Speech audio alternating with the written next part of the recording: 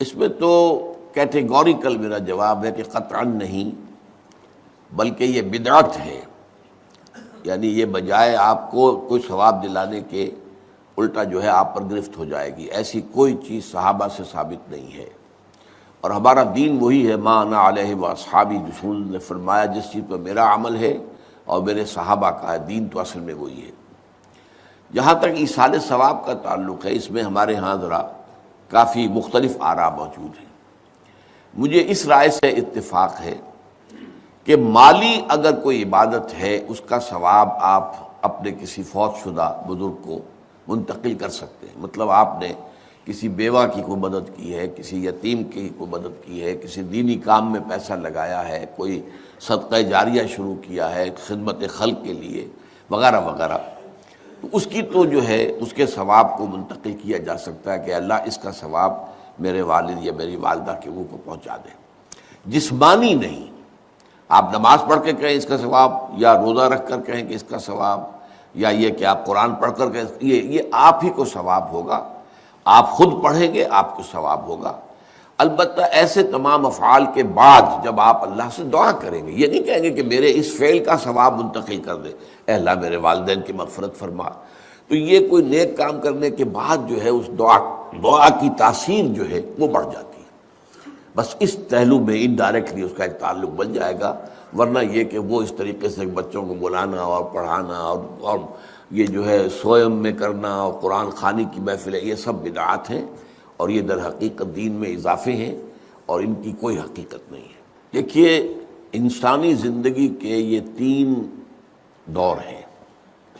حیات دنیاوی جو ہماری پیدائش سے شروع ہو کر اور ہماری موت پر ختم ہو جائے، پھر حیات برزخی موت سے لے کر قیامت کے دن تک، اور پھر حیات اخروی ہے قیامت میں ریزریکشن کے بعد سے وہ زندگی جو ہے جو جنت یا دوزخ کی ہے.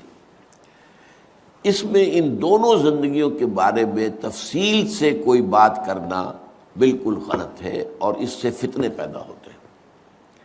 ظاہر بات ہے کہ قبر، جسم تو قبر میں رہتا ہے، اس میں تو کوئی شک ہی نہیں ہے. روح کہاں جاتی ہے؟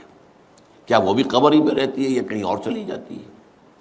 قرآن مجید میں سجین اور اعلیٰ علیین کا ذکر موجود ہے، لیکن یہ تمام چیزیں متشابہات میں سے ہیں. یہ تمام چیزیں قرآن مجید میں سورہ آل عمران کے شروع میں بیان کیا گیا ہے کہ ہم نے یہ کتاب اتاری ہے، اس میں کچھ آیات محکمات ہیں، کچھ متشابہات ہیں. وہ متشابہات کا ایگزیکٹ مفہوم جاننا اس وقت ہمارے لیے ممکن نہیں ہے. یہ تو جب اس عالم میں ہم پہنچیں گے تو معلوم ہوگا کہ ہاں یہ بات تھی کہ جو قرآن مجید میں اس طور سے کہی گئی تھی. لیکن یہ کہ اس وقت جو ہے جتنا کچھ ہمیں حدیث صحیح میں مل جائے یا قرآن میں مل جائے، اس عالم برزخ میں بھی یہ تو ہوتا ہے کہ جو نیک لوگ ہیں انہیں کچھ نہ کچھ جو ہے اثرات اچھے ان پر پڑتے رہتے ہیں، ان کی ارواح پر کہہ لیجئے، اور کچھ جو برے ہیں ان کے اوپر جو آخری انجام ہونا ہے اس کی کچھ ریفلیکشن ہوتی رہتی ہے.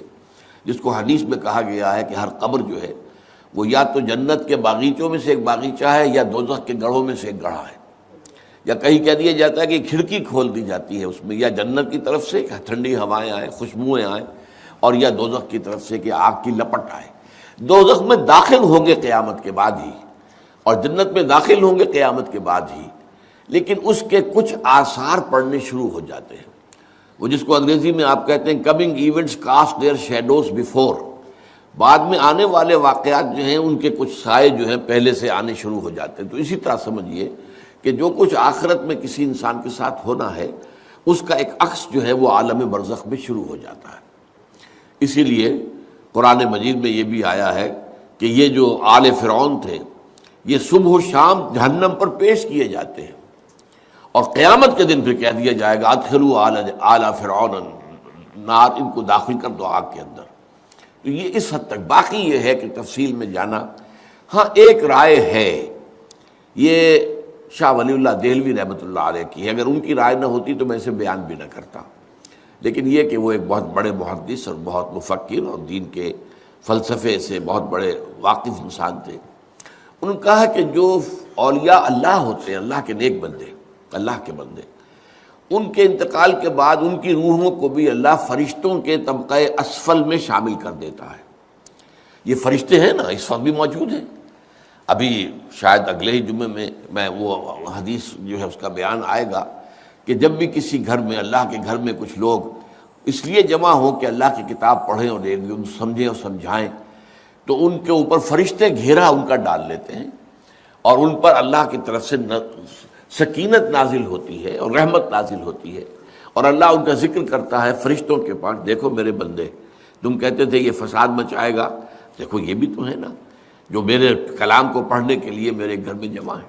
تو فرشتے ہیں موجود, ہم میں سے ہر ایک کے ساتھ 2 فرشتے موجود ہیں. تو یہ فرشتہ اسفل ہے, سب سے نیچے, جو دنیا کے کاروبار کو چلانے میں اللہ تعالیٰ کے سول سرونٹس ہیں. پھر اس سے اوپر کے فرشتے ہیں, اس سے اور اوپر کے فرشتے ہیں, پھر مقربین ہیں جو اللہ تعالیٰ کے قریب ترین فرشتے ہیں. لیکن یہ کہ ملائکہ کے طبقہ اسفل میں شامل کر لیتے ہیں تاکہ جو کام اللہ تعالیٰ ملائکہ سے لیتا ہے وہ ان سے بھی لینے شروع کر دیتا ہے. لیکن ہمیں یہ اجازت نہیں ہے کہ ہم فرشتوں کو پکار کر کہیں کہ اے فرشتے, اے جبریل, اے میکائیل یا فلاں, اے منکر جو یا میرے جو ہے کرامن کاتبین میرا یہ کام کر دو. نہیں, یہ شرک ہو جائے گا. اسی طرح ہو سکتا ہے کہ انبیاء کی ارواح جو ہے وہ بھی اللہ تعالیٰ نے شامل کی ہوئی اس لشکر کے اندر, وہ کام کر رہے ہوں اور وہ اللہ تعالیٰ کے حکم سے مختلف معاملات جو ایگزیکیوٹ کرتے ہوں, لیکن ہم کسی کو پکار نہیں.